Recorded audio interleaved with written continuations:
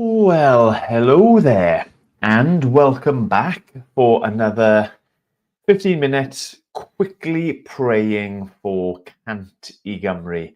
I think in the description I put something a little bit more Sammy style about what this is, what Cant Gymru is all about why we're praying. Headline for 100 churches across Wales over 10 years. But beneath that, or underpinning all of that, because we want God's kingdom to come in Wales, we want the gospel to grow in Wales. We want more and more men and women, boys and girls, to know Jesus and to trust in Jesus. That's what we want. That's the desire. That's the vision. And in God's purposes, in God's plans, in God's wisdom, the local church is how he makes himself known in the world. So we want more vibrant and more numerous churches in Wales so that his glory will be experienced, his glory will be known, his name will be hallowed more and more in Wales tomorrow, next week, next year than it has been over the last decade or century, really. If you want to know more about that in particular, Cant Gymru, this is a website address that we have up here. You can find out more eloquently put that vision and what it is and why it is that we are praying. But this is what we do. We come on at 1:45 most Wednesdays. Every Wednesday we do it. Sometimes circumstances take shift in it. And we look at a different psalm, portion of scripture, sometimes to encourage us and to lead us in our prayers. I really do think that all too often we can struggle to come up with ideas of what sort of things can I be praying? What sort of things should I be praying? And we have God and his word. He shows us what is dear to him, what is important to him. He leads us in that sense of what it is that we should be seeking him for and asking and praying. And just in my own life, in my own ministry, I will often latch on to a psalm for an entire week and use that to encourage people when I go to visit them, to meditate on when I've got a spare 5 minutes and I'm waiting for kids or appointments or things like that. And some of you will have gotten used to it now. That'll be the psalm that I turn to when we get together to pray for Cant Gymru. Well, this week it's Psalm 146, and it's a banger. So let me read it to you. Praise the Lord. Or some of our translations, it will literally say hallelujah. It's an invitation. Join with me in praising the Lord. That's what's being said there. Praise the Lord. Praise the Lord, my soul. I will praise the Lord all my life. I will sing praise to my God as long as I live. Do not put your trust in princes, in human beings who cannot save. When their spirit departs, they return to the ground. On that very day, their plans come to nothing. Blessed are those whose help is the God of Jacob, whose hope is in the Lord their God. He's the maker of heaven and earth, the sea and everything in them. He remains faithful forever. He upholds the cause of the oppressed and gives food to the hungry. The Lord sets prisoners free. The Lord gives sight to the blind. The Lord lifts up those who are bowed down. The Lord loves the righteous. The Lord watches over the foreigner and sustains the fatherless and the widow, but he frustrates the ways of the wicked. The Lord reigns forever, your God, O Zion, for all generations. Praise the Lord. And what captured me from this psalm this week, what I've been encouraging folks from it this week, has been the contrast between who we could trust in and who we should trust in. Do not put your trust in princes, in human beings who cannot save. Why can they not save? Because they're here for a moment and then they're gone. Their spirit departs, they return to the ground. On that very day, their plans come to nothing. God gives people as gifts to us. It's one of the things I think we should do more often is say thank you to the Lord for literally men and women in our lives who he has shown his grace through. But people have an expiration date. Blessed are those, rather, not who put their trust in princes, in people. Blessed are those whose help is the God of Jacob, whose hope is in the Lord their God. The same God who was there for Abraham and Isaac and Jacob and Moses and Joshua and others and Samuel and David. That's generations, that's centuries. Blessed are those whose help is the God who hasn't disappeared, whose plans don't disappear when they do. He remains, verse 6, it says, faithful forever. Verse 10, the Lord reigns forever, your God, O Zion, for all generations. That's what's captured me this week from this psalm, is how utterly dependable, how certain and sure and abiding God is, especially when we contrast him to the fleeting nature of all of our institutions and our societal helps and norms and great heroes who live up and do genuine things but then disappear. And so it begs the question as we're coming to pray for Wales, well, where is Wales's hope? I know I'm a Debbie Downer when it comes to politics, and I always say, like, in that mocking, sarcastic tone, if only we'll vote for these people, they can sort this thing out and life will be wonderful again. There's positive, important things that politicians and so on and so forth can do. But here's this reality that what we need is to depend more and more on the Lord.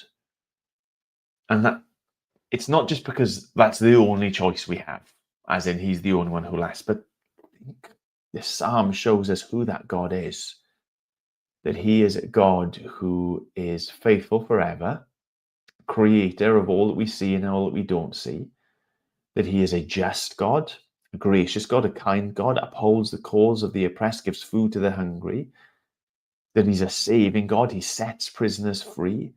That he's a healing, restoring God, gives sight to the blind, lifts up those who are bowed down. The Lord loves the righteous. He watches over the marginalized, the foreigner, the fatherless, the widow, frustrates wickedness and brings righteousness, loves righteousness. That's a good God that we get to and have to depend on. So that's what I want us to pray. Praying that Wales would be a nation whose hope is in the Lord our God, the same God who has been faithful for generations. When governments have come and gone, when personalities have come and gone, when schemes and plans have come and gone, he remains faithful. Lord, that we would put our hope and our trust in you, that we would, as the psalm says, join in, invited in, praising this Lord, understanding how blessed we are to have him as our God. Lord God, we thank you that you are a God whose faithfulness endures. Abraham has come and gone. Isaac has come and gone. Jacob has come and gone. Moses, Joshua, the judges, Samuel, David, they've all come and gone. And yet, Lord God, you remain. That we can turn and trust. We can turn and find refuge. We can turn and seek righteousness in that same God. Graciously, Lord God, you put people, you put powers in place that serve us as a nation, that reveal your grace, that enact your grace. But Lord, they are not the things to be hoped in and trusted in. It is you, the giver of these good gifts, that we want individuals' eyes and the eyes of our nation to be turned towards. How quickly we trust in mere men, human beings who cannot actually save. When they pass away, their plans come to nothing, but you have plans, Lord God. You have purposes that go beyond our short days in this life. That you have plans and purposes to have your name glorified, not just in the heavens, but on the earth forever and ever.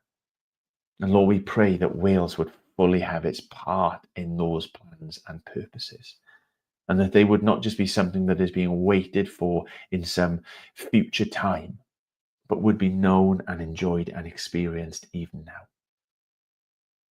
And when we think of ourselves as a nation, we can put ourselves in those slots, that there is this sense of having been oppressed. There are plenty of people who are hungry, that we are a country that is filled with people who are in bondage to sin and sadness and suffering, that we are ignorant, that we're in the dark, that we are blind, that we are without help in so many ways and senses. You, Lord God, are the sort of God who comes in and has always and always will, cares for and supplies our needs. And so we pray for Wales.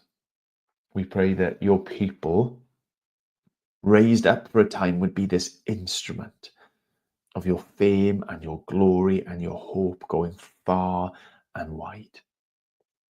Lord, we thank you for princes. We thank you for human beings who in themselves cannot save, but can point to, can encourage, can invite others along with us to do verse 1, praising the Lord, trusting in the God of Jacob, finding hope in the Lord who makes the heaven and the earth and the seas and everything in them.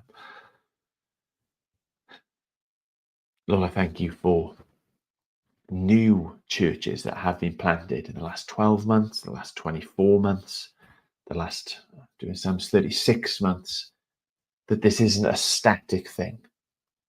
Actually, this psalm suggests, Lord God, that churches will rise up and fall down, but that you will always be there behind these things, making your name known, bringing your righteousness into new communities and to new lives and to new parts of our nation. So I pray, Lord God, for a special blessing on these new churches. For the ones where we've been looking over on the website, Cant, Gymru, Lord God, we hear in stories where people are saying, Lord, send workers. Lord, grow the team. Send salvation.